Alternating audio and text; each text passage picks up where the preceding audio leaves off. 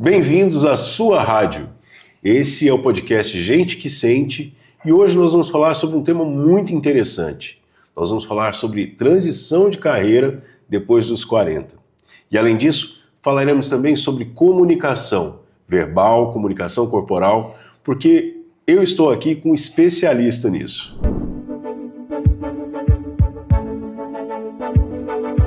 Meu nome é Rogério Gonçalves, esse é o Gente que Sente. Estou aqui com Rubens Rodrigues, grande ator, diretor de teatro, e que depois dos 40, mais ou menos uns 45 anos, decidiu começar uma faculdade de fonoaudiologia e hoje é um dos maiores especialistas do Brasil em comunicação humana, e ele está aqui para contar um pouco da história dele e compartilhar conosco também algumas das suas experiências e transmitir para vocês experiências importantes de como se comunicar de forma eficaz a partir da história dele. Bem-vindo, Rubens.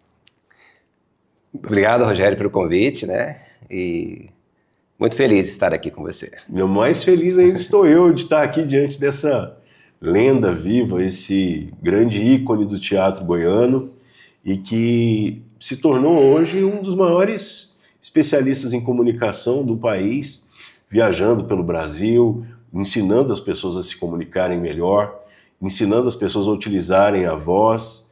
E para começo de conversa, eu queria saber um pouco da sua história. Compartilha com a nossa audiência como é que foi essa trajetória para chegar até aqui e, de repente, fazer essa mudança depois de adulto. Uma fase onde todo mundo já se considera consolidado e tem uma certa dificuldade de mudar de planos ou zingrar novos mares. Eu penso que a inquietude, né? O ser humano, a gente convive com isso sempre, né? A quietude, a gente sempre está buscando o prazer naquilo que a gente faz.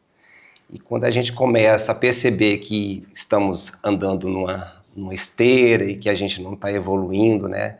Profissionalmente, emocionalmente e até mesmo socialmente, pelas questões do trabalho, aí a gente dá essa paradinha para pensar, e foi o que aconteceu comigo.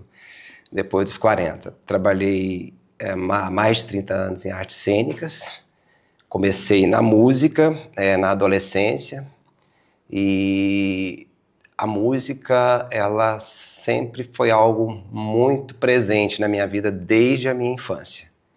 Sempre foi muito... A música trazia, né, alimentava a minha sensibilidade. E comecei trabalhando com música na igreja, na adolescência, eu não tinha nenhuma formação profissional ainda, e percebi que o meu corpo não se comunicava, era só a minha voz, né? Eu cantava, olhava para cima, olhava para baixo, olhava para os lados, e alguém falou assim, você precisava fazer teatro, alguma coisa assim. Falei, você era tímido? Eu era tímido, né? Eu não conseguia lidar com o meu corpo, com a minha expressividade. Parece que se eu levantasse o braço, eu estava fazendo alguma coisa errada. Ficava envergonhado. Então, e aquilo foi meio... Então, assim, a inquietude começou aí. Aí fui para o teatro para trabalhar esse meu lado da comunicação. E aí, quando eu chego ao teatro, o diretor falou a mesma coisa para mim. Só que ele não me deu caminhos para mim trabalhar essa questão corporal. A gente tinha os exercícios, mas as pessoas estavam um pouco além. Eu estava como é que se diz, em desvantagem com a turma.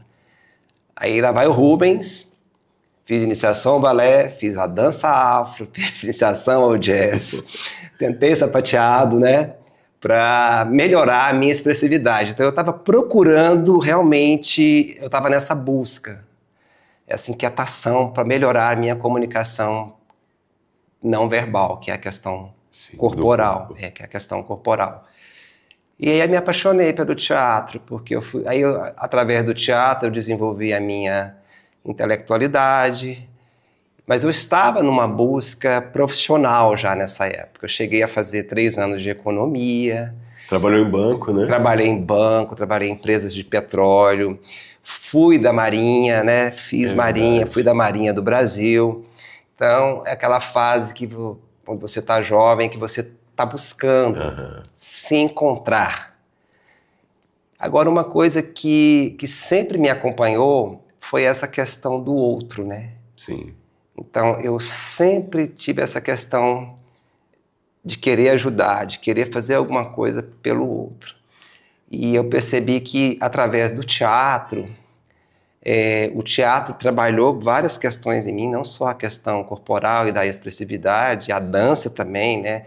As artes, de uma maneira geral, elas nos oferecem esses recursos, né? Nós aprendemos a trabalhar com nossos recursos. Sim. Os recursos vocais, os recursos corporais. E uma das coisas que eu descobri através do teatro foi a questão das forças vitais. Como é que é isso? As forças vitais, segundo Nietzsche, é desejar, almejar, sonhar, atentar. Então, e buscar. Então, nós precisamos, vontade, né? Ter vontade, é o desejo. Então, isso são as forças vitais. E eu fui descobrindo isso ao longo desse tempo, dessa minha transição. Estacionei no teatro, fiquei mais de 30 anos trabalhando com teatro, fui para São Paulo, fiz um curso lá de formação de menestréis, que é um curso que agrega música, dança e a interpretação para atores. E quando eu voltei de São Paulo, falei, vou abrir a minha escola. Mas lá em São Paulo você trabalhou com muita gente conhecida nacionalmente, né, Rubens? Não cheguei a trabalhar assim com... Que você conheceu algumas pessoas? Eu conheci algumas pessoas, né? Na época que eu estava em São Paulo, realmente eu fui para lá só para fazer um curso mesmo. Uhum. E tentei ficar por lá, mas como a minha experiência em teatro, ela era uma experiência muito, muito frágil ainda, e eu cheguei até a fazer testes na USP para peças de teatro, passei, né? Montamos a Édipo Rei lá em São Paulo, tudo, mas eu senti uma fragilidade. Eu falei assim, eu acho que Goiânia é o lugar para eu experimentar. Eu não estou preparado para São Paulo. Foi quando eu voltei para Goiânia e esse curso ele me estimulou a abrir essa escola que chamava Espaço Teatral, que durou em torno aí de uns, acho que 13 anos, mais ou menos. Então eu voltei e abri. E foi para mim, foi a minha, como é que se diz? Foi a minha faculdade de teatro, né? Porque ela me incentivou a pesquisar, a buscar. E eu sempre recebia pessoas com problemas de comunicação. As pessoas me procuravam muito mais para trabalhar a comunicação do que para ser ator, a maioria. Aí acabava, assim como eu, se apaixonando pelas artes cênicas. Sim. E alguns se tornaram atores, outros foram para a área de jornalismo, outros foram para a área de psicologia, né, Rogério? Para as áreas diversas. E de lá eu comecei dando aula no Centro Livre de Artes, que é uma escola ali que tem aqui em Goiânia, que foi a minha primeira experiência com docência, né, em dar aulas de teatro. Depois eu fui para São Paulo e depois eu resolvi voltei a abrir a escola. E a escola foi algo... Aí eu me tornei ator, né? Já era ator, me tornei diretor, me tornei professor de artes cênicas, com carteirinha não, né? Com registro e tudo, né? E... DRT? Aí depois de alguns anos eu parei com esse trabalho da escola, do espaço teatral, e comecei a dar aula na escola do Estado. E lá eu fiquei 11 anos, entre 11 e 12 anos. Então, na verdade, aquele momento para mim, eu sou ator, sou diretor, sou professor de teatro, né? Tenho formação em canto popular e tudo, então essa é a minha profissão. Uhum. Mas eu percebi que eu estava recebendo uma cobrança muito grande, porque o meu trabalho ele sempre ia muito para esse lado humano, para esse lado do indivíduo, de trabalhar o indivíduo, de trabalhar as emoções, de conseguir fazer com que ele saísse da zona de conforto. Então, o meu trabalho de teatro estava muito na linha do Boal, né? Eu conheço muito seu trabalho. Aí isso foi gerando em mim uma inquietude, sabe? Porque eu falei assim, eu preciso trabalhar, eu preciso fazer alguma coisa com a comunicação. Eu falei, não, mas dentro do jornalismo eu não vou conseguir fazer isso. Então eu comecei a pensar, foi o momento que eu fiz um pit stop. Parei, né? Então foi na pandemia, 2020, Em 2020, que eu parei, dia 4 de outubro de 2020, foi que eu parei de dar aulas de teatro só que eu já estava antes de 2020, eu comecei a pesquisar, né, qual área que me chamava atenção. E a fonoaudiologia sempre me chamou a atenção. Eu falei, em 2010, eu falei, você quer saber? Eu vou fazer esse curso, vou prestar vestibular. Aí todo mundo falando para mim, não, mas 45 anos e tal, né? 44, 45 anos, você vai encarar uma faculdade, tudo. Faculdade é pesada. Eu falei, eu sei que faculdade é pesada, eu já fiz. Não é pesada, não. Tal. E entrei para fonoaudiologia. Prestei o vestibular, passei, cheguei lá, a galerinha toda assim de 20, 18, 19, 25 anos. Eu era o mais velho, eu era o maduro da turma, né? Então as pessoas tudo era o madurão da turma. E aí eu segui o curso, aí muita gente apostou que eu não ia terminar. Não, você não vai ter paciência, não, e tudo. Essa galerinha nova. Eu falei, não, mas eu sempre trabalhei. Galera nova, eu sempre trabalhei com pessoas jovens, né? Então não é problema. Aí foi tão bacana que eu fui muito bem aceito pela turma, né? Na época minha turma tinha 36 alunos e 3 homens. Aí, no primeiro semestre, os 2 colegas desistiram e eu fiquei nessa turma. Fui até o final e os professores falam que eu fui um bom aluno, né? Eu não sei. E até que eu fiz o TCC justamente, o meu TCC foi o desenvolvimento cognitivo e linguístico. Olha, que maravilha. Então, eu usei a arte, eu agreguei as 2 coisas do meu TCC, né? Como que as artes podem desenvolver a cognição e a linguagem do ser humano, né? Você sempre foi um pesquisador, né, Rubens? Então, tudo que você colocava à mão, você realmente entrava de cabeça. Eu vou voltar um pouco no tempo, e para a gente chegar nessa parte da comunicação que você trabalha hoje, tão bem aí, tanto aqui em Goiás quanto fora. Muitas pessoas procuram o teatro justamente para isso, né? Eu sou um caso vivo disso. Eu procurei o teatro com 14 anos, porque todo mundo falava que eu tinha uma voz boa, mas na hora de apresentar, aquelas apresentações de escola, eu travava, eu não conseguia me expressar direito. E eu procurei o teatro quando tinha 14 anos. Fica aí a dica para quem está assistindo e tem filhos novos e tudo, o teatro é uma excelente saída para quem visa isso, né? Como o Rubens falou, ele próprio, que hoje já é um grande nome, já foi travado. E a maior parte dos atores são tímidos. São tímidos que buscam o teatro, talvez para vencer um pouco dessa dificuldade de expressão, né? E com 14 anos, eu comecei a fazer teatro com o Pedro Zorzetti, e pouco depois fui convidado para fazer uma peça de teatro no grupo Artefatos.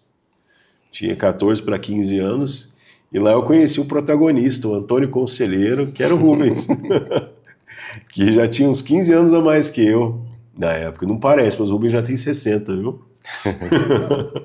Hoje a gente perto um do outro aqui, parece que eu sou mais velho que ele. E aí... Você é muito generoso. E aí logo depois, inclusive por causa da sua generosidade de conversar, de compartilhar experiências, de ouvir, né? Eu com 14, 15 anos, conversando com um homem adulto que podia me dar dicas, podia me dar conselhos. O Rubens entrou na minha vida aí, foi um grande conselheiro em fases importantes da minha vida. Quando eu ainda quase mentor, né? Quase um mentor. No início da minha vida juvenil, né? E aí depois eu também fui ser aluno do Rubens, do Espaço Teatral. E uma coisa que eu sempre percebi de diferença, assim, no seu trabalho, foi justamente isso, esse lado humano, o lado empático de sentar, de ouvir as dificuldades e de entender aonde que esse ator, jovem ator, precisava se desenvolver, né? Na época eu era galã, era todo bonitão e não sei o quê, e aí eu ficava só naquela de aparecer para as menininhas, aí o Rubens só me jogava em coisa enlatada para Desconstruir. para me desconstruir, né?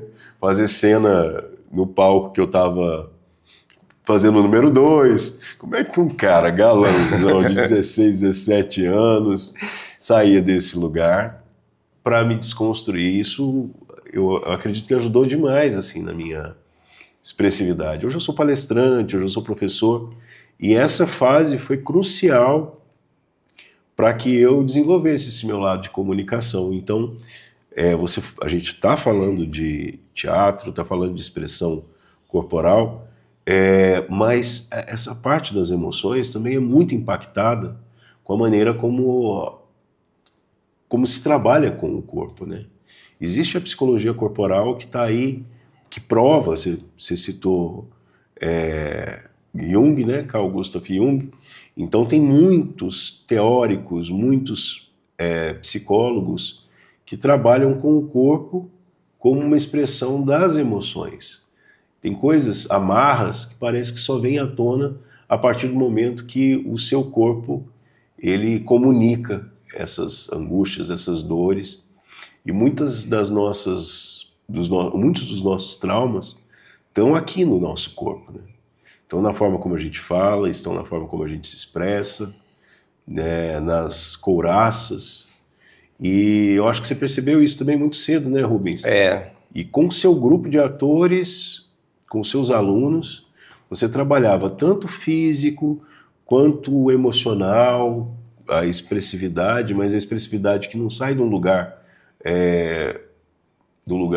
treinado, não sai de um lugar, como eu posso dizer, adestrado, mas sim daquele método do Stanislavski, né, que a gente transmite a emoção que a gente tem. O trabalho consciente, né? É o trabalho consciente. Não foi mais ou menos por aí? Inclusive, o meu processo, eu já estava no caminho de Stanislavski sem perceber. Uhum.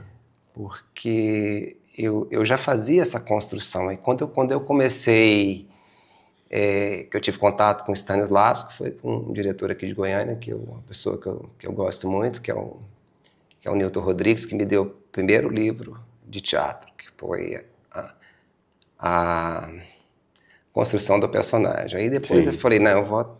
Aí depois eu fui atrás da trilogia, porque aí eu peguei Minha Vida na Arte, criação do personagem e a criação do papel, né? Uhum.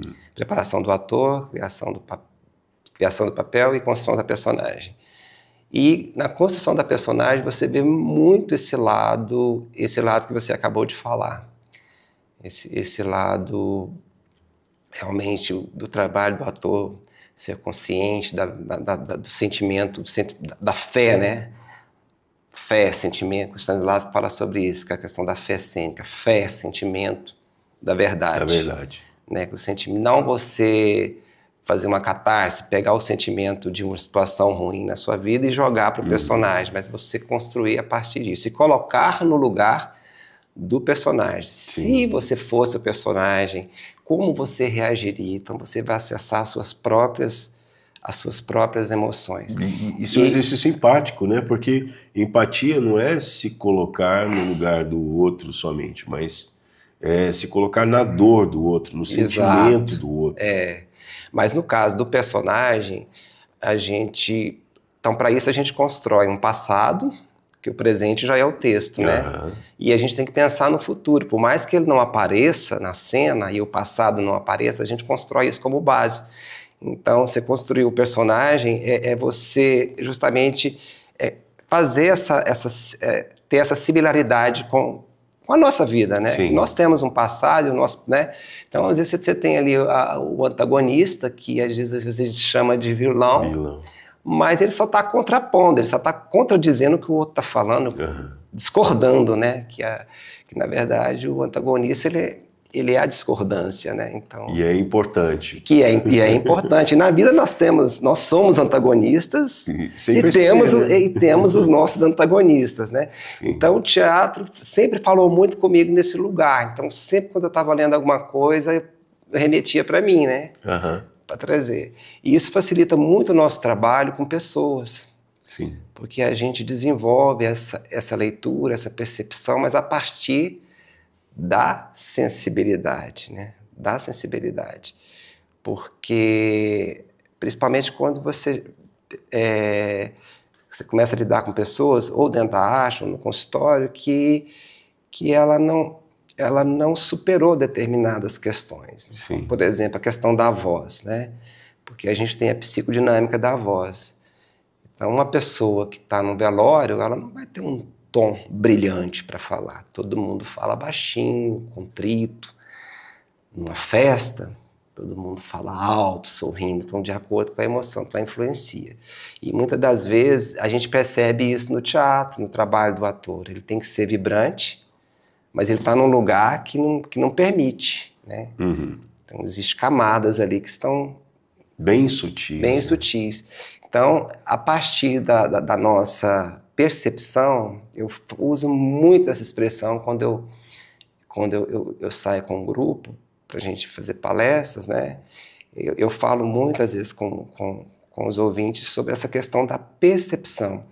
Não tem técnica, não tem livro, não tem essa história aqui, não tem fórmula. Se você não desenvolver a sua percepção, se não tiver uma sua autopercepção, perceber onde é que está a sua dificuldade, e é a partir dali que você vai conseguir sair dessa zona. Sim. Ou de conforto ou de tensão, né?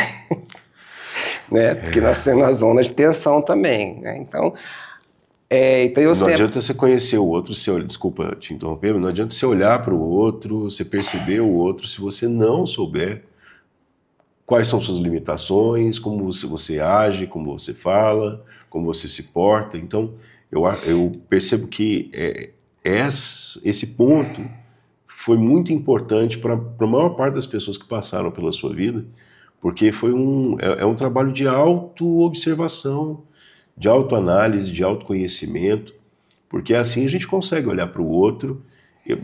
Assim, meu primeiro diretor de teatro falava para a gente sentar no meio da avenida, não bem no meio da avenida, mas na praça, ali na Avenida Goiás, para ficar observando as pessoas, o jeito que elas andavam, o jeito que elas conversavam.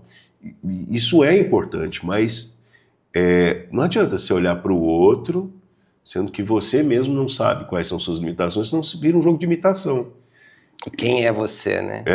Quem é você? Quem sou eu?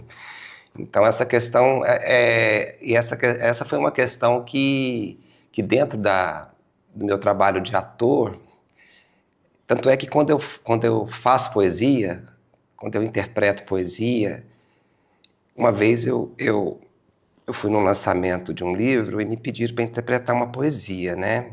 Quando eu terminei, os poetas todos queriam que eu vou fazer o meu lançamento, eu queria que você fosse no meu lançamento. Aí tem uma pessoa que chegou para mim e falou assim, olha, eu fui convidada, a pessoa falou para mim, não é o Rubens que está falando, porque eu amo poesia, tá? E a pessoa falou para mim, olha, a partir de hoje eu vou ler a poesia de uma outra forma. Então eu tentei buscar naquele texto a motivação. Por que ele escreveu isso? Só falou tanto comigo a poesia, né? Eu comecei a pensar na poesia, a pensar naquelas palavras e fui atrás, e palavras que eu já sabia o significado, eu fui atrás de mais significados. Eu fui dissecando, né? Para mim ir trazendo a emoção. Aí, nossa, eu não sabia que poesia era tão boa. Depois nós fizemos um trabalho na Fundação Jaime Câmara, que foi o lançamento de um livro da T. Miranda, que Porcelana, Prata e Pedra, acho que o título era esse, eu não me lembro. E que foi um grupo de meninas do Espaço Teatral, de atrizes que fizeram esse trabalho. Então tinham pessoas lá que não tinham contato, tinham um conceito muito assim, muito frágil sobre poesia, a força, né, da poesia, a força da escrita, né? Agora a gente consegue fazer esse trabalho quando a gente você tem esse controle, né, sobre a sua sensibilidade, você conhece a sua sensibilidade, você sabe o que te toca, né, e você leva isso, que a gente usava muito esse termo no teatro, né, incorporar, né, incorporar o personagem e tal. E a gente vê que vai bem mais além disso. Você falando de poesia, tem um pequeno trecho de uma poesia do Alberto Caeiro, Fernando Pessoa, né? Que ele fala assim: ter uma flor é vê-la e cheirá-la, e comer o fruto é saber-lhe o sentido. Então, nesse pequeno trecho, eu percebo muito do que você acabou de dizer. Então, assim, não é apenas comer o fruto, é você ir muito mais além disso, né? É aprofundar, saber o sentido daquilo. Né? E não basta você ter uma flor, né? Você tem que ver, cheirar, você tem que assimilar o significado daquilo. Né? Uma flor é só uma flor. Ela muda dependendo do contexto. Num contexto de velório, uma flor tem um contexto. Ao presentear uma namorada, tem outro contexto.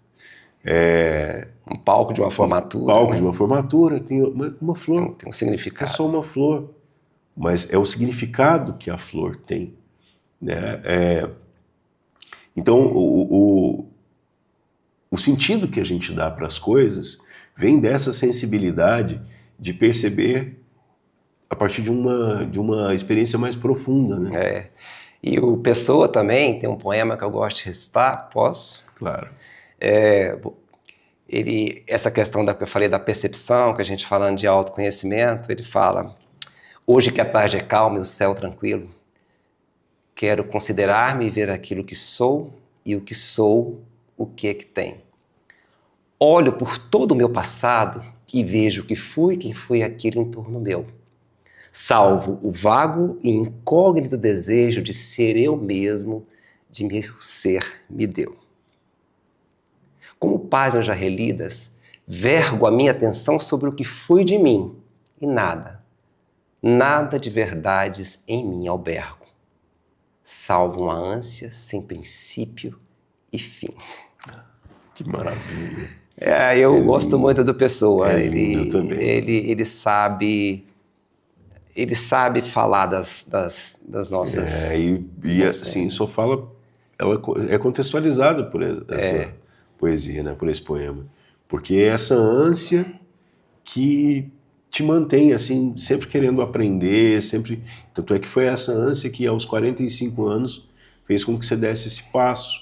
De uma pessoa já consolidada numa área, voltar a respirar e falar assim, deixa eu ser... E não é uma decisão fácil, sabe por quê, Rogério? Essa questão de você, porque eu fiquei muito tempo embebido, né, pela arte, e não só na formação de atores, mas eu trabalhei um tempo com um grupo feminino que está completando 30 anos, né? Maravilhoso. E elas, até conversando com elas essa semana, então eu fiz direção de palco para elas, direção cênica, e todo o trabalho que você vai fazer, elas não são atrizes, mas quando você chega ali, você tem que trazer essa linguagem para elas poderem trabalhar, né? Marcação cênica, marcação de luz, mapa, toda essa questão, toda essa questão estética. E eu dirigi um clipe também delas, muito bacana também, depois eu quero até te mostrar. Eu quero ver. O trabalho delas, que foi um trabalho que foi um desafio para mim, porque elas foi o primeiro show delas no Teatro Goiânia. Então, espetáculo em torno de 1 hora e 15 de música, você criar marcações para todas as músicas e colocar pessoas que não estavam acostumadas a cantar para tantas pessoas, né? Então, para você ver a força, né? A força disso tudo que a gente está falando, tanto que nós podemos. Sim. Nós podemos. Precisamos ter fé. E então, quando eu fui para a Fono, eu me sentia assim, às vezes, comecei a estudar, eu sentia assim que às vezes me sentia que eu estava traindo a arte, que eu estava traindo as artes cênicas, que eu estava traindo, até eu entender que até eu chegar à conclusão que aí dentro da Fono eu comecei a fazer a abertura dos eventos da Fono. Eu comecei a criar textos trabalhando, por exemplo, questão da audição, da audiologia clínica.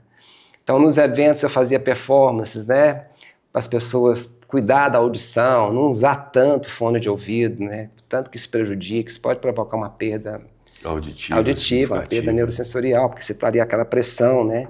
Uhum. E nos eventos eu falei, gente, eu tô dialogando, aí eu comecei a me sentir mais confortável, né? Uhum. E aí quando eu comecei, porque eu sempre gostei da área de saúde, né? Sempre gostei de biologia, dessa área, na escola, na minha formação. Eu sempre gostei, eram as aulas que eu mais gostava. E aí, anatomia, física acústica, né? Então eu estudei física acústica, estudei anatomia, aí dentro da audiologia clínica, estudei motricidade orofacial, que é toda essa parte da dinâmica, né? Das articulações, da face, né? Movimentação e tudo. E então assim, foi agregando tantas coisas que de repente eu estava em aula, né? Aí lembrando uma situação do teatro lá atrás, nossa, se eu soubesse isso, eu poderia ter ajudado fulano, eu poderia ter feito assim, eu poderia ter trabalhado isso com os meus alunos, mas como que eu ia trabalhar? Eu não tinha esse conhecimento. Uhum. Então, Rogério, eu penso assim, que essa questão dessa transição, dessa mudança, o conhecimento, ele está aí. Está disponibilizado o conhecimento. Uhum. Então, eu acho que a gente não pode engessar a nossa, sabe? Eu acho que a gente nós temos que estar livres. Agora, é claro, as coisas, primeiro elas têm que conversar com você, e você tem que conversar com elas, né? Com as áreas. Então, o que eu fiz? Eu pesquisei, fui lá, li tudo sobre a área, falei, gente, eu acho que eu vou gostar. E o que me despertou foi uma vez uma amiga, muitos anos atrás, eu estava no teatro, e a mãe dela era fono. Não sei se você chegou a conhecer a Julie. Não, ela não conhecia. Aí a mãe dela era fono. Aí a mãe dela deu uma oficina de voz para os alunos lá na Rua 6. Aí ela deu uma oficina de voz, falou sobre voz e tudo. Eu fiquei apaixonado, eu fiquei com aquilo na cabeça. Aí aquilo ficou, aquela sementinha ficou, né? Aí quando eu estava nessa busca, eu falei, gente, eu quero fazer expandir, eu quero fazer algo diferente, eu quero expandir, E quando eu pensei em comunicação, como eu te falei, eu pensei em jornalismo, mas eu falei assim, mas jornalismo, eu não vou poder fazer esse trabalho, né? Ontem mesmo eu estava ouvindo como você dentro da psicologia, né? Porque você é um excelente ator, né? Então sempre muito disciplinado, muito envolvido com o trabalho, e às vezes eu comentava com a Celi, que é sempre a minha parceira, até hoje, né? Somos parceiros, e eu falava o tanto que isso agregou para você, para Maísa também, né? Sim, Maísa Putinelli. Maísa Putinelli também. Psicóloga na França, né? Doutora. Uma grande atriz que foi, né? Foi aluna nossa lá. Tracenou comigo, inclusive. Então, e assim, e outras pessoas também que hoje, por exemplo, o Rodolfo Capuz, que hoje ele é, você lembra dele? Tinha o Rogerinho, né? Ele hoje é arquiteto, e até acompanho ele, e ele já tinha essa questão de habilidades para fazer as coisas, né? Quer dizer, o teatro, acho que trabalha muito com a imagem, trabalha com espaço, a gente trabalha com espaço, tempo, imagem, cor, sensações, né? E tudo isso contribui para a gente, não só dentro do teatro. Eu falei, eu acho que a gente tem que expandir isso. E a Fono, para mim, foi muito bem valorizado pelos professores e me deram muita força, me deram muito apoio. Uma vez a professora falou assim para mim, Rubens, eu queria que a minha turma inteira tivesse a sua idade. A turma inteira tivesse. E uma coisa que eu percebo, Rubens, o aprendizado é outro, né? Não, porque você vem com a bagagem, né? E aí você tem uma leitura, você consegue. É lógico, tem coisas que são técnicas que eu não conhecia, que eu tive que aprender, por exemplo, em audiologia clínica mesmo, né? Então, assim, você entrar para uma cabine, fazer aquela avaliação auditiva, tudo. É uma coisa que eu nunca tinha vivenciado. Mas a minha experiência em música, ela trabalhou esse meu ouvido. Né? Então, e o teatro trabalha muito com a escuta também, né? Sim. A escuta sensível, né? A sensibilidade. E dentro da fonoaudiologia é um curso tão bacana que eu tive 3 períodos de psicologia, foram seguidos, né? Educação, desenvolvimento e saúde, né? Então tive 3 psicologias. E quando eu estava na psicologia, a professora que dava aula, todas as 3 professoras que me deram essas disciplinas, elas falaram assim: você não pensou em mudar para psicologia, não? Mas quando você falou que ia fazer uma faculdade, eu imaginei que fosse psicologia, porque você tem essa sensibilidade de ouvir e perceber o que está além do dito. Eu fiz projeto, CNPq, pela faculdade de psicologia. Professor, não quero você no meu projeto. Olha que legal. Entendeu? E aí eu comecei a pegar todas as bolsas que tinha, né, da faculdade. CAPS, a CAPS, aí eu comecei a pegar e depois acabou que eu acabei sendo preparador vocal do coral da melhor idade, né, lá na PUC. E deixa eu tomar uma água aqui. Então, o que acontece? E o próprio coral, eu dava uma dinâmica ontem para se soltar o corpo, tal, aquela coisa, trabalhando um pouquinho a expressividade, né? E eu fui aproveitando as bolsas, eu falei, eu preciso, porque o curso na época não era barato, eu falei, eu preciso... Aonde eu consegui e fui me envolvendo. O interessante, Rogério, é que os professores nos falavam assim, não, o Rubens vai para áudio, não, o Rubens vai para voz, não, o Rubens vai para motricidade, o Rubens vai para linguagem, né? O meu TCC foi em linguagem, porque estava mais próximo. E por incrível que pareça, a maior parte do material que eu pesquisei para fazer o meu TCC estava dentro da área de artes cênicas. Que legal. Dentro da fono eu encontrava muito pouco para o que eu queria, né? E aí eu encontrava pesquisadores da área que trabalhava a comunicação e essa questão do desenvolvimento. O teatro... assim, as pessoas não gostam muito de chamar o teatro como ferramenta. Então vamos trocar por recurso, né? É um recurso pra gente, né? Uhum. E o teatro, tipo assim, ele faz parte de mim, a música, né? A dança foi só mesmo para mim soltar, para mim entender esse meu corpo dentro do espaço e o que é esse espaço corporal né? Uhum. E tantas coisas que eu aprendi, né? E depois que você lê o trabalho de Laban também sobre o corpo, né? É muito interessante também. Então, aí você entende essa questão da fluidez, né? Aí ele fala muito sobre essa questão da fluidez, do tempo, da velocidade, isso tudo ser fluido. E isso, aí eu comecei... Quando você começa a ler sobre uma área, você vai fazendo assim, Rogério, você fala, não, mas isso aqui no teatro eu posso trabalhar isso aqui na cena, né? Isso aqui eu na posso, fonoaudiologia isso aqui eu posso trabalhar isso aqui na voz, a fluidez, né? Então as coisas, elas... Quando você tem conhecimento, quanto mais conhecimento você tem, é muito mais fácil você agregar. Quando você tem bojo, né? Profundidade. O seu pensamento é mais rápido. Sim. Né? Ele fica mais acelerado, assim, você consegue captar as coisas com mais... E saber utilizar melhor as coisas que chegam até você, né? Tá tudo junto, é tudo interligado. A Gestalt terapia, né? Que é a abordagem que eu trabalho, que eu gosto, é a psicologia da forma. Então, imagina, a Gestalt terapia nasceu a partir de percepções na forma.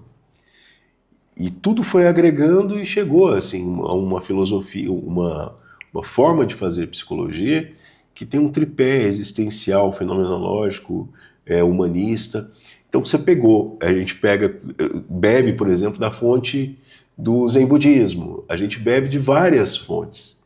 Então, quando se tem esse bojo, esse conhecimento mais profundo, você consegue utilizar diversas informações diversas coisas interessantes e agregar em outra que tem uma solidez ainda maior, não é superficial. Uhum. Então foi o que você está dizendo, você traz um conhecimento de uma área, outro conhecimento de outra, que parece que elas conversam tão bem que são a mesma coisa, que inclusive fazem com que esse corpo cresça. É igual os métodos, né? Se você for começar a analisar métodos, o que acontece? Eu falo, mas isso aqui tem muito a ver com isso aqui que fulano falando. Às vezes a nomenclatura está um pouco diferente, né? Porque a pesquisa dele foi feita de uma outra forma. Como você estudar, por exemplo, no teatro. Eu trabalhava muito Stanislavski com os meus atores. Uhum. E por que eu trabalhava Stanislavski? Por que eu trabalhava os clássicos?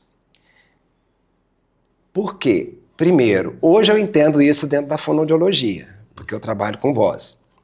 Mas o que eu fazia com os clássicos, com os meus atores, era trabalhar articulação, respiração e ritmo. Porque o texto erudito ele é um texto longo e que não te permite muitas pausas para falar, porque senão perde o sentido. Você fez clássico comigo, você sabe disso. Né? Então, perde o sentido. Então você tem que trabalhar a respiração. Só que na época eu não tinha tantos recursos para trabalhar a respiração em relação à fala. Hoje, dentro da fono, a gente tem exercícios para você trabalhar a resistência vocal. Tem pessoas que têm pouca resistência vocal, talvez pela própria história dela, de vida, que em casa sempre falou baixinho, sempre falou pouco, ela usou pouco o aparelho, né? Dependendo do que ela fala. Então hoje a gente tem exercícios que você faz para aumentar essa resistência, para você aumentar a velocidade, para você aumentar a intensidade vocal, que é a força, né? A voz é forte, fraco, e a própria questão da frequência, né? Então, da extensão vocal. Eu falo... E a própria questão da clareza. Então, tudo isso para te dar a clareza. Então, o que a gente chama dos recursos vocais. Então, falando dessa questão do diálogo, né? Ou de áreas, ou de pensadores, eu dentro da fono, eu comecei a pensar, falei, nossa, se eu tivesse esse conhecimento, né? Então, hoje, se eu for trabalhar um ator, eu tenho toda uma preparação antes de chegar no texto, preparação vocal, né?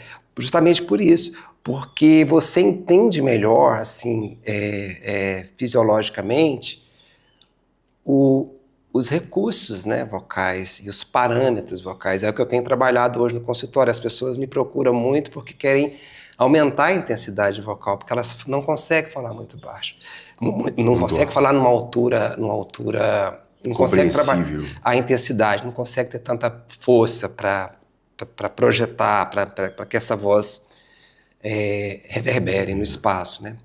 E aí a gente faz esse trabalho então aí eu comecei a perceber, porque dentro da fono, né, então os meus colegas, as pessoas da área de voz, as pessoas também procuram eles nesse sentido, não só para a questão da fonoterapia, né? E aí, então, sempre que eu estava ali dentro do curso, eu ficava pensando, né, nos trabalhos que eu já havia feito, né, e fazendo a minha autocrítica também, né. Então, o conhecimento ele é muito importante, a gente não pode ficar nesse lugar da intuição, né. Esse lugar é um lugar perigoso. O Stanislavski, ele fala que é a questão da nossa intuição, né? Ela pode te levar por dois caminhos. Ela pode te levar para um caminho que você vai, né, que vai dar tudo certo, mas ela pode te levar para um caminho desconhecido. É jogar uma moeda para cima e ver onde ela cai, né? Cara, coroa, então, sorte. Então é muito importante. Conhecimento, ele permeia o nosso trabalho. Às vezes a gente escuta, assim, de leigos, né, sobre o trabalho do psicólogo, por exemplo. Mas você só vai ficar lá, você fica lá conversando com a pessoa. Eu posso conversar com minha mãe, meu vizinho. É muito raso, né? Muito raso esse conceito. Pois é, você não sabe tanta coisa que está por trás daquilo, né? São 5 anos de estudo profundo numa boa faculdade, né? Depois tem a pós-graduação, a experiência clínica. Então tem, em 50 minutos dessa relação dialógica, tantos conceitos estão permeando o nosso jeito de ouvir, nossas perguntas feitas, a forma como isso cai na gente, a percepção de ser humano que está ali à sua frente. Então, parece uma coisa simples para quem não aprofunda. Hoje, é muito conhecida essa pesquisa dos 2 pesquisadores, o Denning e o Kruger, que eles falam o seguinte, que quanto menos você sabe, mais você acha que sabe. Então, essa é só uma parte da pesquisa. A pesquisa é muito mais profunda, mas é onde eles trabalham o seguinte, a profundidade traz consigo sempre lacunas novas. Então, quanto mais você conhece alguma coisa, mais você fala que tem que conhecer, mais você quer conhecer para agregar aquele conhecimento, porque começa a ficar pouco, pequeno. Então, e hoje a gente vive numa época que as pessoas escutam alguma coisa no grupo de WhatsApp e já saem falando como especialistas, sem aprofundar. Não, mas eu sei, eu escutei no Zap, né? Não tem essa capacidade de aprofundamento, por isso acham que sabem tudo sobre o tema, porque ficam de forma rasa. Tanto é que hoje não se vende mais jornais, né? O jornal que vende é esses jornais em formato tabloide, que não tem a notícia. O conhecimento hoje são manchetes, né? São manchetes, Então, isso, é o tabloide. A manchete. Lê a manchete, acho que já sei. Você lê só a manchete, porque às vezes um conteúdo resumido, né? Sim. Ele resumido. O fenômeno Twitter, né, que fez isso com as pessoas. Né? De achar que um pouquinho de informação já é o todo. Já é o todo. Não se aprofundam, não se esmeram sobre isso. Então, é mais ou menos assim o que você disse. Parece que quanto mais você estuda, quanto mais você conhece, quanto mais você vai atrás, mais dá água na boca para ter mais conhecimento, para aquilo tudo conversar entre si. O próprio Stanislavski, ele fala sobre essa questão, que entra dentro do que você acabou de falar aí agora, a questão da inspiração, né? Da inspiração e da imaginação e da fantasia. Então, ele fala que a nossa imaginação, ela cria coisas que já existiram, que existem e que podem vir a existir. A nossa fantasia é o contrário, ela cria coisas que não existem, que nunca existiram e nunca vai existir. Quando ele fala da imaginação, ele está falando de conhecimento. Eu só tenho como falar do que é feita essa xícara se eu souber do que é feita essa xícara. Para eu falar que a pessoa tem seus olhos são belos como 2 jabuticabas, eu tenho que saber o que é uma jabuticaba e por que eu estou falando da jabuticaba, por que eu estou fazendo essa comparação. Então, e a inspiração, ela funciona, ele coloca essa questão da inspiração e da intuição. A inspiração está ligada ao conhecimento. Sim. Ao conhecimento. Que surgem ideias novas a partir daquilo. A partir do que você viveu, do que você viu, do que você leu, a partir do conhecimento. Então, essa coisa, fulano está inspirado, ele está inspirado, fulano ele é inspirado, fulano é criativo. Né? Mas não é do zero, porque a criatividade ela é um processo oriundo da imaginação. Sim.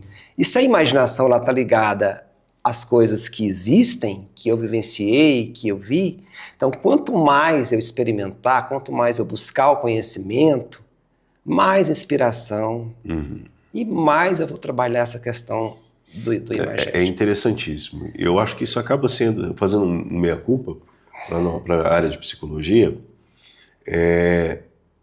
A nova formação do psicólogo ela acaba muitas vezes supervalorizando o conhecimento meramente técnico e o que realmente é importante no nosso caso de psicologia, é vivência, é experiência. E como é que você vai ter isso? É lendo livros que não são técnicos, é assistindo filmes, é indo a peças de teatro, é percebendo pessoas, conversando com gente, ouvindo histórias. Buscar inquietação, né? Exatamente. Um bom profissional, ele não é um técnico. Ele é uma pessoa que ele é uma pessoa túrgida de conhecimentos vastos para assim ter essa inspiração. Então, só que a nossa formação é uma formação mais clássica, né? Não é uma formação tecnicista. Então, como os grandes filósofos, que tinham conhecimento sobre tudo e a partir dali tinham ideias, criavam novas teorias, só que essas novas teorias não nasceram do fiofó da pessoa, nasceram de uma gama de outros conhecimentos que se agregaram, né, para chegar ali naquele ponto. Sempre falo para os novos psicólogos, não fica preso só na literatura técnica. Lê teatro, lê poesia, assista peças, veja filmes, leia livros. Esses dias eu fui conversar com uma psicóloga, ela falou assim, porque Nietzsche. Eu falei, quem que é essa Nietzsche? Falei, não é uma mulher, é um homem, um filósofo. Peraí, você está falando de Nietzsche? E ela é de Nietzsche.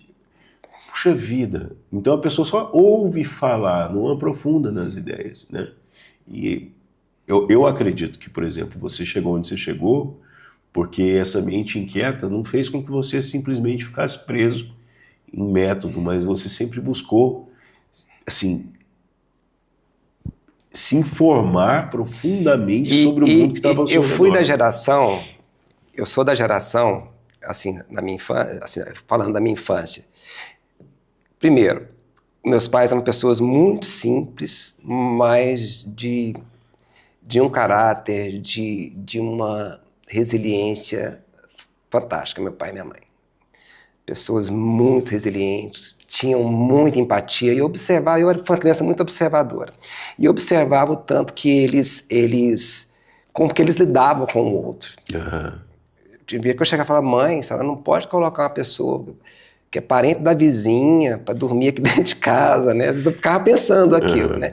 Mas a minha mãe fazia. Então, o que eu estou querendo dizer é o seguinte, é que a minha geração não podia perguntar muito. E naquela época da minha infância mesmo, lá por exemplo, em 75, eu estava com 10 anos, né? Na década de 70, né? Na década de 70. Primeiro que eu vivi no período da ditadura. Então, a educação, naquela época, a educação era bancária, você não podia perguntar. Sim. Você tinha que ouvir o professor, você não podia perguntar. Então, a minha geração tinha... Então, eu trago comigo, eu trouxe comigo essa ansiedade por perguntar, acho que é por isso que às vezes eu falo um pouquinho, falo muito, né? Às vezes, no espaço teatral, eu começava a dar aula, eu ia explicar uma coisa aí a Celi ficava pro relógio lá atrás. Meu Deus, eu 10 minutos, já e os alunos não, porque tinha gente novinha que tinha que ir embora para casa, né? E às vezes eu perdia assim, a noção do ensaio, às vezes eu empolgava. Então, assim, eu sou dessa geração essa geração que não podia falar muito, não podia perguntar muito. Então, eu fui descobrindo as coisas assim, cavando mesmo, desbravando. Então, todas as minhas escolhas na vida, como meus pais não tinham um nível nem intelectual, nem de conhecimento profissional, meu pai era topógrafo, mas aprendeu na prática. Minha mãe, eu posso dizer que minha mãe era uma artesã, porque minha mãe fazia de tudo, né? Minha mãe costurava, bordava, fazia salgado, vendia. Então, minha mãe era uma pessoa, assim, muito, muito dinâmica. Versátil. Minha família muito pobre, então a gente desde criança já aprendemos a trabalhar. Vender laranja, vender picolé, engraxar sapato, limpar o quintal do vizinho. Então, desde criança, minha mãe criou a gente assim, nesse sentido. Às vezes, mas a gente tinha os horários de sair para brincar. A gente, não é porque o coleguinha chamou. Então, assim, eu tive essa...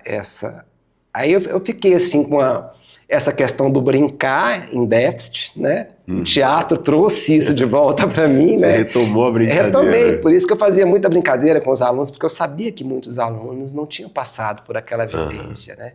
Então, essa questão das escolhas, né? Então, como eu tive a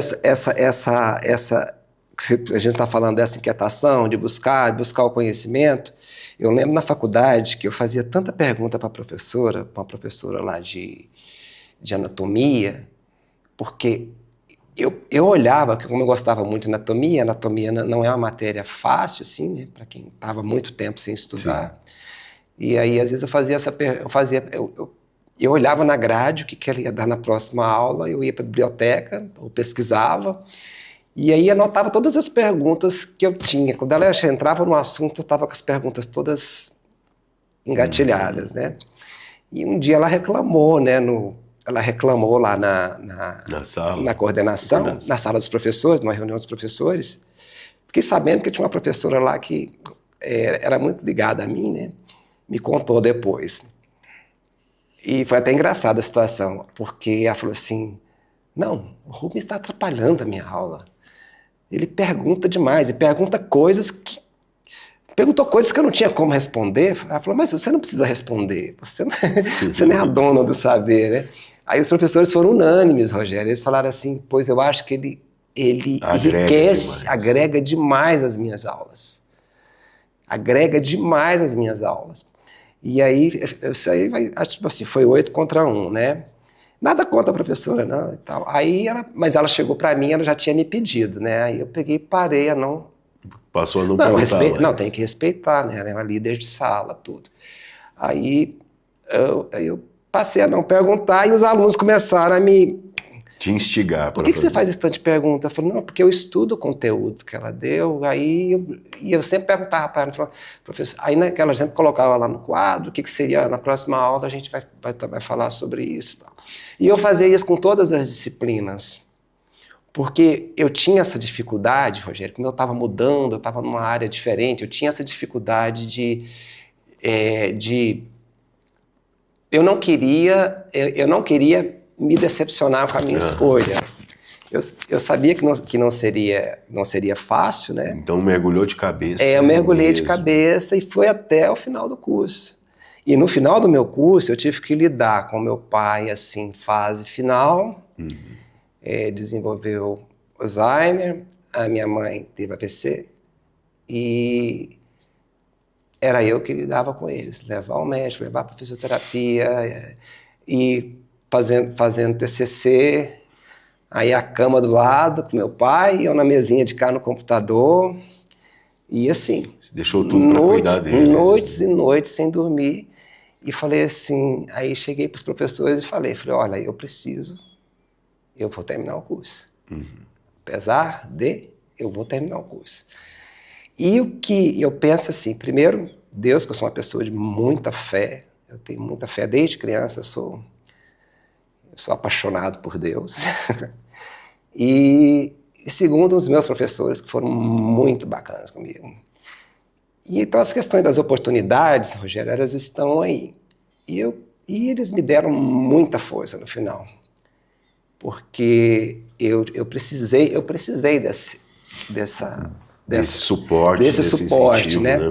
Aí eu consegui lidar, tirei nota máxima ainda, né, no TCC. E aí daí fiz TCC na semana, na outra semana eu perdi meu pai, né? E aí continuei cuidando da minha mãe. Você passou por muitas tragédias familiares. Passei por tragédias familiares e aí, Rogério, eu penso assim, porque como eu sempre, desde 11 anos que eu sou cristão. Sim. E desde 11 anos que eu aprendi muito cedo, né, os frutos do Espírito, né? Longanimidade, paciência. Então, todos os meus momentos de crise, eu retomo aos frutos do Espírito, né? Então, paciência, longanimidade, amor, fé, né? Então, assim, e isso é uma das coisas que tem me sustentado, assim, a vida inteira. Então, Quando eu fui para São Paulo também, a minha primeira experiência no cinema também, né, que há pouco tempo atrás eu participei de um filme, foi uma experiência que eu nunca tinha feito, que eu falei, olha, mais um divisor de águas, né?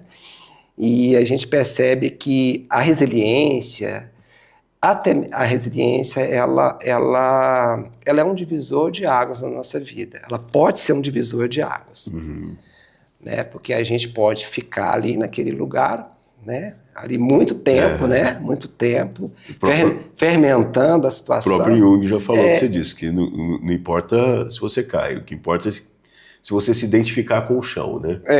O que eu posso fazer aqui no chão, né? Não posso levantar. Então é transformar, né? Vai transformar as situações. É uma coisa que eu acho importante você dizer, assim, trazer para a nossa audiência. Você passou por muitas Passei. Tive perda dramática, né? Eu tive uma perda muito, muito dramática de familiar. E aí as pessoas falam assim, mas eu fui muito sincero com as minhas emoções, né? A minha mãe foi um exemplo muito forte para mim, que eu perdi uma irmã de uma forma trágica, né? E a minha mãe foi... Aí, depois que surgiu essa palavra, que se popularizou essa palavra resiliência, hoje eu defino meu pai e minha mãe com base nessa situação. Você aprendeu com eles? Aprendi com eles. Eu falei, esses meus pais, que são gestores da família, e estão lidando com isso dessa forma, eu preciso buscar aprender, né?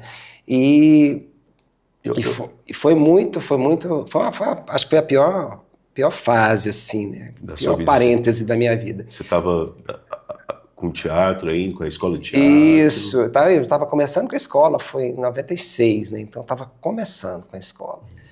E aí foi tão engraçado que parece que a escola ela foi para mim um lugar de amor, né?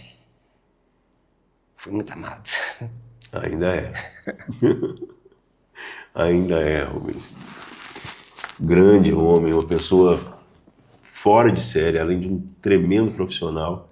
Conheço poucas pessoas como você, assim, tão generosas com o outro. E eu acho que isso ajuda demais para quem está perto de você. Você é uma das pessoas que fazem com que quem está perto se torne melhor. E quero te dizer isso aqui, particularmente, olhando no seu olho, que você, por todas as vidas que você tocou, acho que você ajudou essas pessoas a se tornarem melhores. A gente está agora gravando o programa em setembro, né? Setembro Amarelo. E foi interessante você tocar nesse tema da perda da sua irmã, né?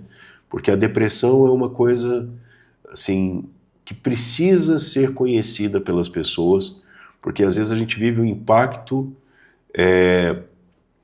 real nas nossas vidas dessa patologia que hoje o Brasil tá figurando entre os 3 países com mais depressão do mundo, o país mais ansioso do mundo. Então isso é assustador, porque a nossa cultura fala justamente o oposto disso, que o Brasil é um país de gente alegre, de gente festiva, de pessoas amistosas. E, puxa vida, parece que não conversa muito bem, né? Um dos países mais depressivos do mundo e o país mais ansioso do mundo. Então, você experimentou também algumas dessas dores.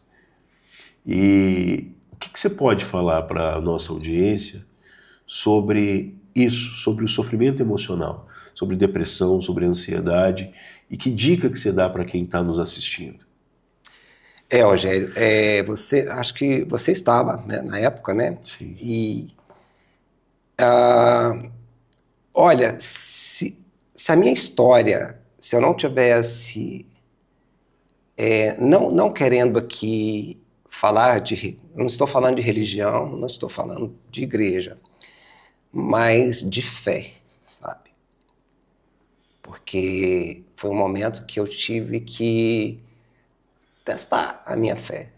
A minha fé, todas aquelas minhas convicções que eu tinha, né, que tenho, e eu percebo que esse vazio que às vezes a gente ouve falar, né? E que nós temos, todos nós temos, ele só é preenchido através da fé. Porque fé é sinônimo de esperança. É você crer na possibilidade de algo que não existe. Não está sendo vivido no momento. Você que não é visto, né? A fé é o firme fundamento das coisas que não se vê e que não se espera. Então você ver além. E a fé, se a gente for pensar na questão da fé, a fé ela é uma forma de otimismo.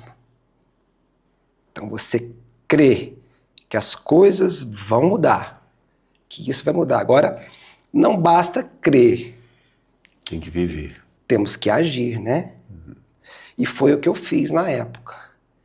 Eu falei, a escola era um sonho meu, né? Se tornou um sonho.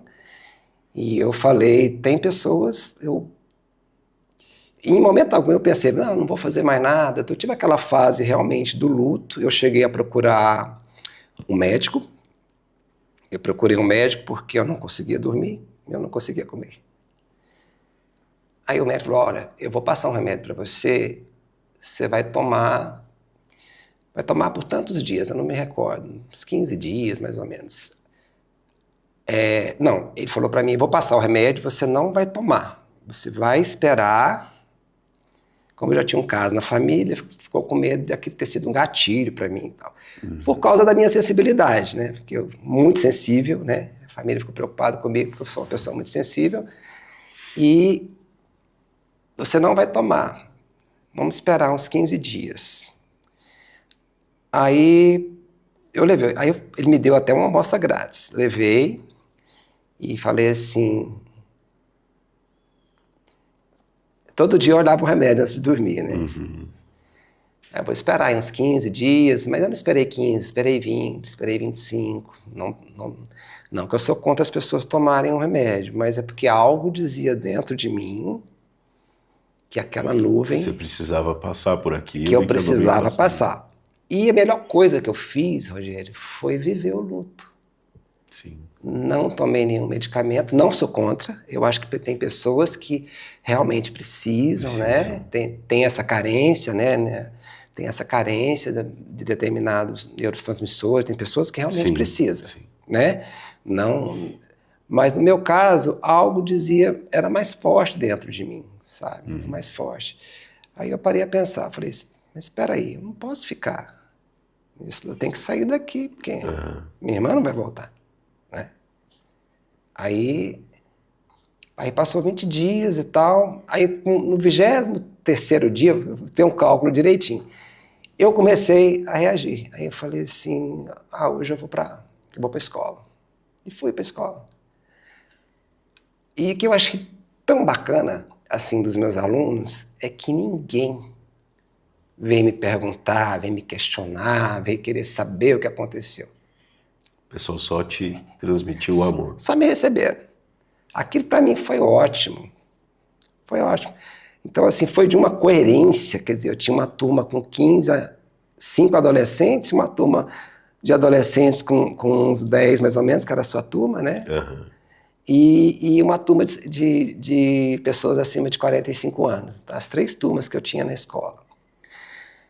E todos, parece que foi unânime, né? E porque eu já estava pensando assim, se eu for, vão ficar perguntando, vão ficar trazendo e tal. Eu não quero rememorar. Eu comecei a dar aula por no 3º dia que eu estava dando aula, de repente,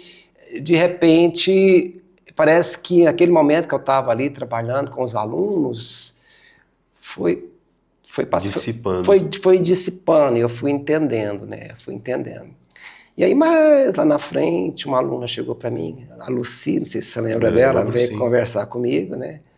Aí ela veio conversar comigo, posso conversar com você agora? Tá tudo bem? Eu falei, agora tá, agora você pode perguntar o que você quiser.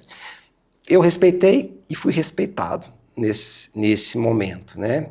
Mas a questão minha, se não fosse a minha fé em Jesus, em o que eu creio, sabe? A minha crença é muito importante sabe, te ajuda Rogério? a seguir com... Muito, foi muito importante porque a fé, a experiência com Deus, não é o que um líder espiritual fala para você, você desenha e você passa.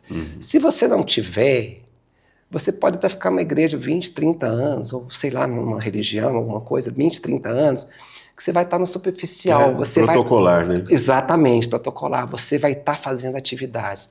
Mas a experiência com Deus, né? E a experiência que eu tive aos 11 anos de idade, que eu comecei a frequentar a igreja com 11 anos de idade. Justamente porque eu já tinha essa questão da gente ser artista, a gente é um pouquinho... as nossas emoções, elas são mais... afloradas. E a gente enxerga as coisas com mais... a gente enxerga além. Sim. Aquelas coisas que as pessoas falam assim, fulano é além do tempo dele. Porque eu, quando era criança, eu já era tão adulto, que as visitas chegavam lá em casa, elas conversavam comigo até minha mãe chegar. Então eu sempre fui adulto, eu não brincava com crianças da minha idade. Agora você pensa, uma criança de 11 anos, né? Porque eu não me encaixava. Eu não me encaixava com as crianças da minha idade, com os pré-adolescentes da minha idade. E aí uma colega minha da minha idade me convidou, eu fui e nunca mais saí. E sei o valor imenso da arte, tanto que a arte nos ajuda, tanto que a psicologia nos ajuda, nós temos muitos recursos. Nós não precisamos sofrer sozinho, né? Então, áreas maravilhosas como a psicologia, a psiquiatria, né? A fonoaudiologia e tantas outras áreas, né? O teatro, a dança, as artes. Então, nós temos... A arte alimenta a alma, né? E a gente viveu um tempo tão sombrio. Mas esse momento meu, Rogério, as pessoas falavam assim para mim, o que você mais quer hoje? Eu lembro que eu ainda dava aula no Centro Livre de Arte, a professora perguntou para mim, o que você mais quer hoje? Eu falei assim, sorrir. Mas eu não consigo, né? Eu não vou conseguir. Aí ela falou assim, então não sorria. Usa o que você tem. Respeita seu sentimento. Meu sentimento, né? E eu sei que a fé nesse momento foi o que me ajudou, sabe? Assim, eu me abracei muito com Deus, com a minha fé.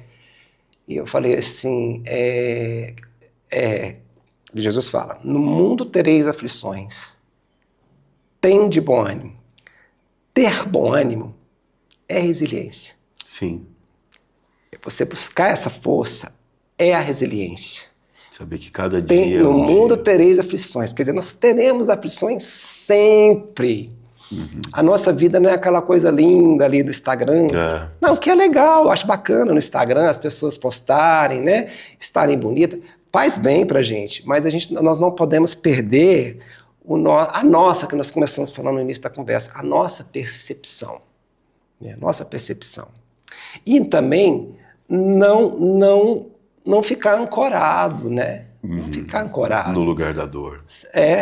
Sair... Se permitir também ser feliz. E o luto, eu percebi que o luto é muito importante. Hoje, quando eu vou a um velório, quando eu vou visitar alguém, eu não fico contando a minha história. Talvez às vezes as pessoas têm uma história semelhante à minha, aí eu vou contar a minha. Eu falei, não vai agregar em nada. Acolhe a história do outro em silêncio. Eu vou só ouvir, abraçar, acolher, que foi o que os meus alunos fizeram comigo. Parece que... E eu senti isso como se fosse assim, foi uma coisa divina. Porque a tendência da gente, quando a pessoa morre de uma forma assim que desperta curiosidades e tal, essas coisas, é exatamente querer saber como foi. A morbidez. Aquela coisa mórbida. Aí eu falei assim, meus alunos são nobres, né? E que nobreza, assim, né? E tiveram aquela paciência de me esperar, né? Eu retornar e tudo. E eu estava começando, estava no início, né? Estava no início. E foi no segundo semestre de 96 que eu comecei, e minha irmã faleceu em novembro, a gente estava encerrando o semestre. E tínhamos apresentações para fazer, né? Rogério, só para você ter uma ideia, essa minha experiência foi tão assim, ela foi tão boa, que depois, lá na frente, eu montei Édipo Rei e tive uma aluna que passou na estreia no Teatro Goiânia. Nós fazendo a trilogia tebana, Édipo Rei, Édipo e Colono e Antígona. Montamos as 3 peças, fizemos um combo das 3 peças. E tinha uma atriz que ela entrava no palco para dar uma notícia, para dar essa notícia para alguém. Ela entrava para dar essa notícia, que fulano, né, tinha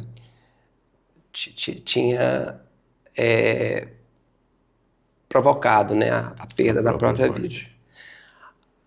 E aí, o que acontece? Ela passa pela mesma experiência comigo. O personagem dela era grande, porque ela era o corifeu. Ela fazia toda a costura, toda a movimentação. E ela conhecia a minha experiência. Aí eu cheguei e falei, você não precisa fazer. Eu adapto, eu tiro essa parte do texto, a gente faz depois separado, eu converso com o elenco, e você...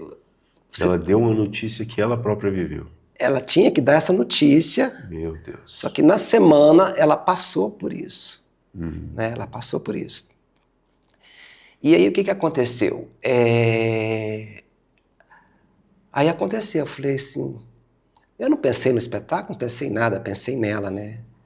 Aí eu e Celi procuramos ela, tudo, e ela foi, e ela passou, na próxima semana ela foi para o ensaio, né? Falei, eu quero tentar. Falei, mas você não precisa. Não existe, não se sinta obrigada. Primeiro ensaio ela não aguentou. Saiu correndo, chorou, né? E aí... Mas ficou lá. No outro ensaio ela veio, no ensaio ela veio, no ensaio ela foi vindo e tal. Então eu acho assim que o fato de eu ter passado por isso, sabe, acho que te ajudou fortaleceu. A entender um pouco mais a dor dela. Eu peguei e falei, respeito. Eu passei por 2 situações, né? Passei por essa e uma estreia minha também. Eu tinha uma estreia no Teatro Goiânia. Eu tinha uma estreia no Teatro Goiânia e a minha era uma comédia, era uma peça do Arthur Azevedo, O Amor por Anechins, que eu fiz com uma atriz aqui de Goiânia.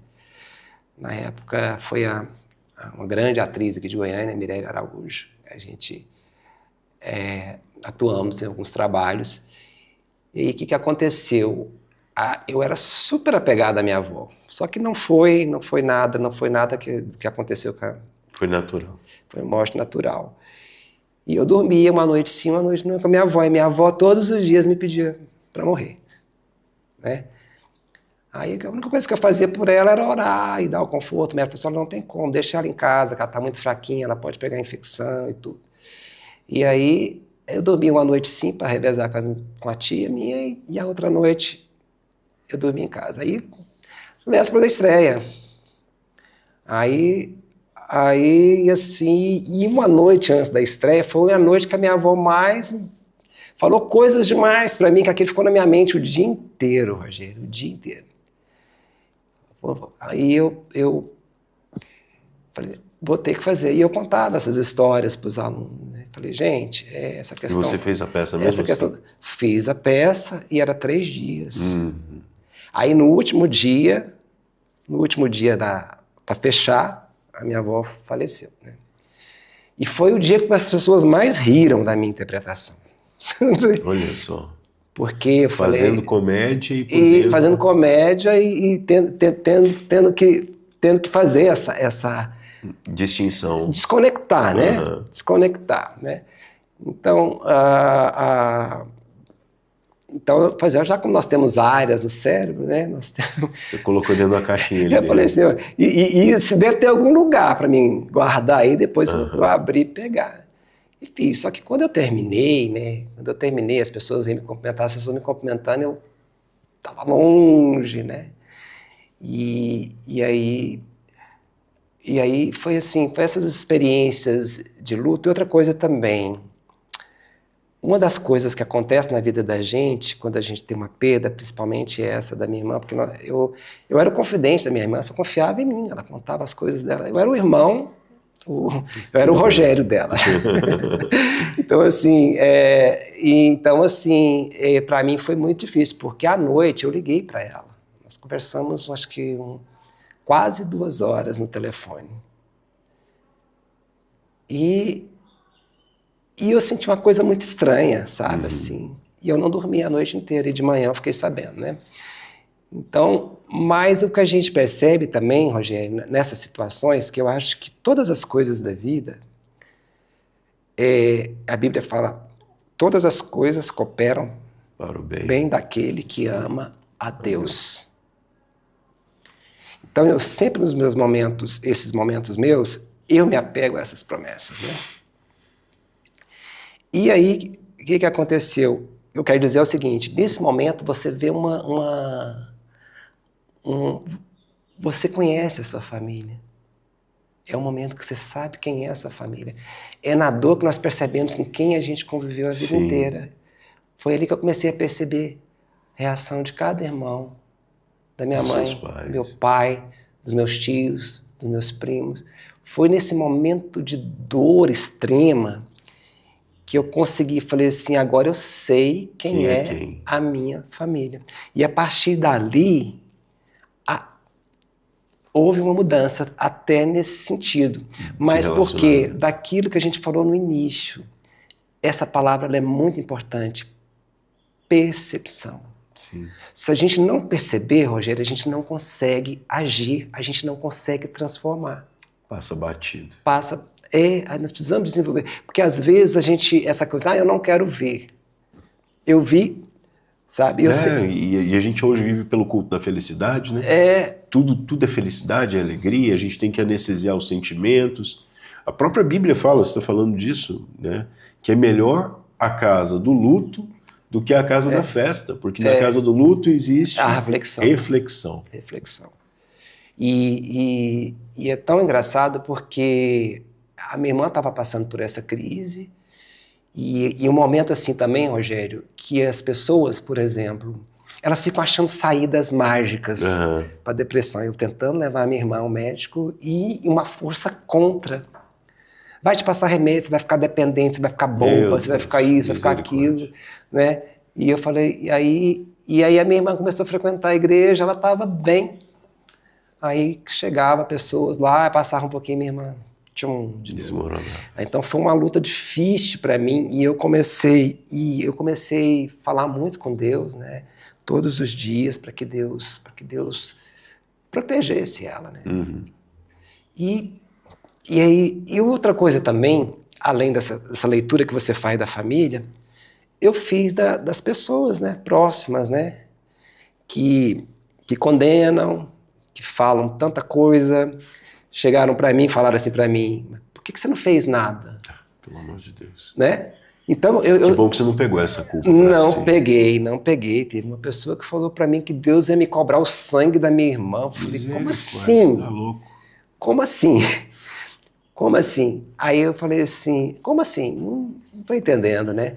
Então, além de lidar com essa questão da dor, eu tive que lidar com o social, para não ser desagradável, para não ter que falar coisas. Mandar todo mundo para PQP. Exatamente, que não é do meu feitio, né? Eu, desde criança, nunca gostei de xingar, eu só xingo nos personagens, né? Nos personagens eu falo qualquer coisa, né? Então, porque é o caráter dele, né? Então, mas aí, Rogério, eu acho que essas experiências, elas me prepararam, assim, para isso. Então, é essa questão mesmo, eu acho que essa percepção, essa questão da fé, sabe, foi a coisa mais forte da minha vida. Você lembra que nas nossas apresentações a gente sempre orava antes, né, das nossas apresentações. E, graças a Deus ninguém nunca se machucou, né? Então é isso. Sempre correu tudo muito bem. Também com a sua condução, né? Com essa batuta tão humana que você levava ao grupo. E assim, aí, dentro disso tudo que a gente falou, né? Então, assim, o fato de ter 40 anos, 45, eu acho que o dia de recomeçar é o dia que a gente... É hoje, né? É hoje, é o dia que eu quero, né?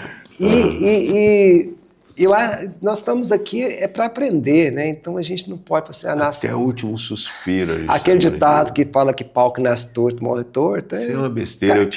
Cai por terra, né? Eu tenho um tio que hoje ele está com 78 anos.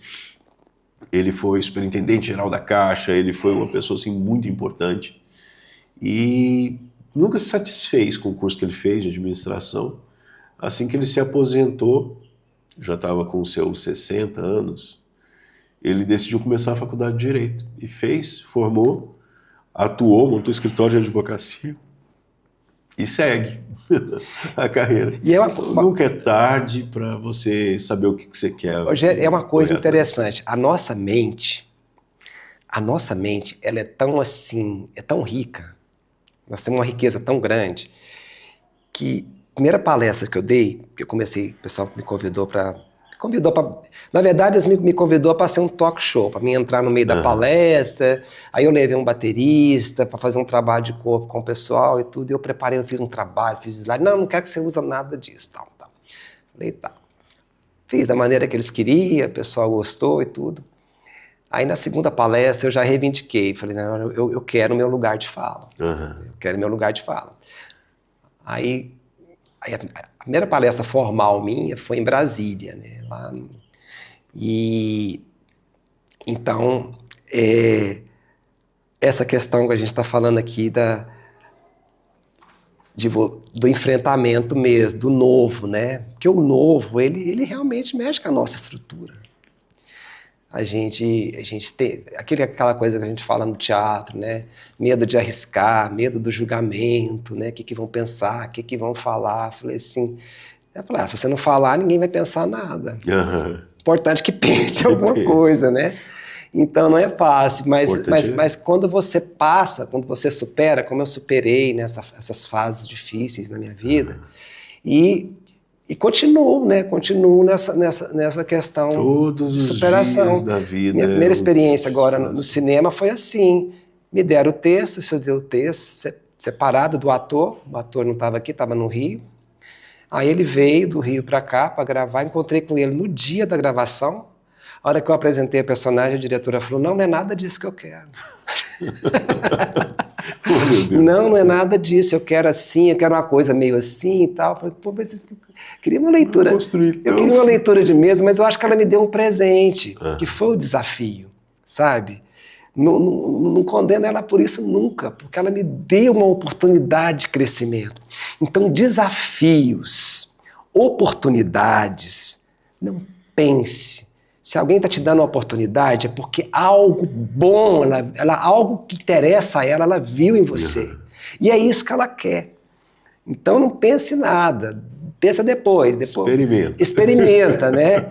Então assim, e quando você está dando uma palestra que tem mais palestrantes, e a plateia está participando e tal, aquela coisa, aí a pessoa mostra a plaquinha para você, ou faz assim, ou vai lá no seu ouvido e fala assim, você tem 1 minuto para terminar e você ainda tem mais... Você tem que resumir mais 2, 3 slides em menos de 1 minuto, né? Então, assim, eu falo o seguinte, sensibilidade é uma coisa, coragem é outra. Você pode ser sensível, você pode ser a flor da pele, mas seja corajoso. Porque eu sempre... eu estou precisando estar fazendo não sei o que assim, me pedindo um trabalho específico e tal, eu nunca fiz, né? Aí eu paro uns minutos e falo assim, não, mas... Não, eu consigo fazer, eu consigo. Vou usar os recursos que forem necessários, mas eu consigo. E aí depois, lógico, a gente sofre, aquela coisa, e agora? Como é que eu faço? Né? Aquela adrenalina toda. Agora, eu sempre fui uma pessoa, assim, muito sensível, Rogério, mas eu nunca...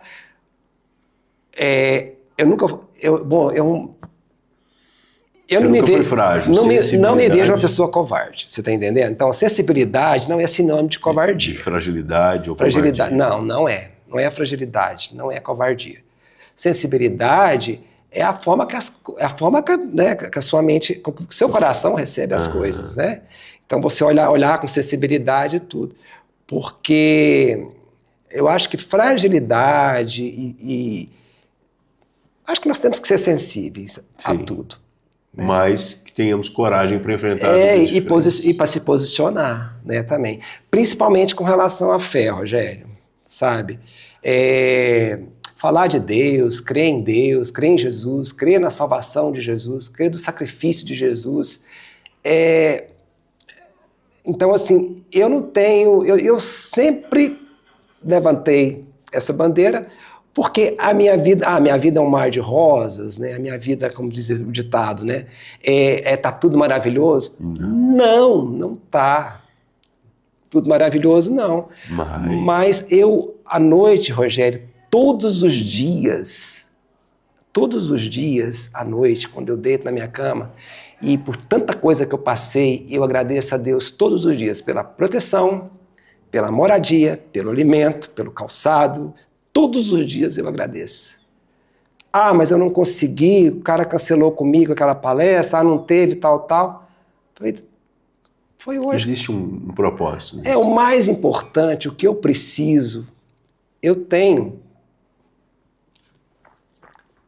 Não me falta, sabe? Então, assim, eu não estou dizendo que as pessoas têm que acomodar. Não, agora eu vou só ter fé. Não estou dizendo isso. Porque fé é ação. A gente tem que crer e agir. E isso dá pra gente, nós precisamos de um escudo, Rogério. Nós precisamos de um escudo, nós precisamos de uma proteção. E eu optei por Jesus, por Deus na minha vida. Porque eu num outro momento, né, quem sabe, as minhas histórias de infância também, né, assim, o que eu tinha tudo para dar errado pela minha história de criança, sabe? Mas conseguiu, a partir da fé, a partir da experiência familiar, da educação. E é o que eu falo, Rogério, a gente precisa ter resiliência, percepção, principalmente de si mesmo, porque nós estamos muito mais prontos para perceber o outro, para ver tudo no outro, para criar uma lista de nomenclaturas assim, de julgamentos e de coisas. Rótulos. Mas a gente não está pronto para... Você já observou uma coisa? A culpa é sempre do outro, né? Então, quando a gente passa... A gente vive um apagão de autorresponsabilização. Por que fulano falou isso por mim? Mas eu acho que ele pode ter interpretado errado, mas se ele interpretou assim, é porque a forma que eu falei deu margem para essa interpretação. Não é trazer uma culpa nas costas, mas não é também...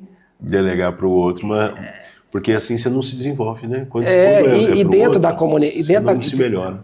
E outra coisa que muito importante dentro da comunicação, né, que eu trabalho muito isso com os meus clientes também, é tanto a escuta sensível como ouvir, né? Ouvir mais que falar até. Ouvir mais que falar. Eu acho que falta demais isso no mundo hoje, né? Todo mundo tem todo mundo tem algo a dizer sobre tudo.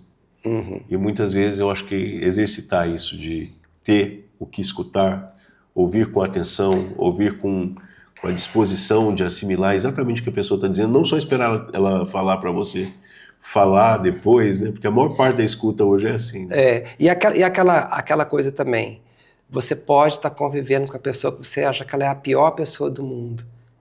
Ela tem muita qualidade. Sempre tem alguma coisa para tirar de bom. Sempre tem. Então tente acessar esses lugares, né?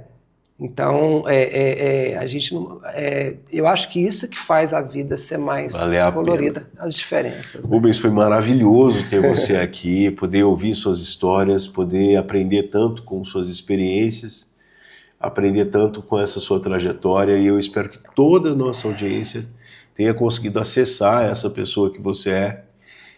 E para quem está nos assistindo, a gente vai deixar aqui o arroba do Rubens, para que vocês possam segui-lo. E tá com algum curso agora? Não, curso não. Eu começo a viajar agora em setembro, né? Dando treinamento na na área de voz, dentro da comunicação. Sim.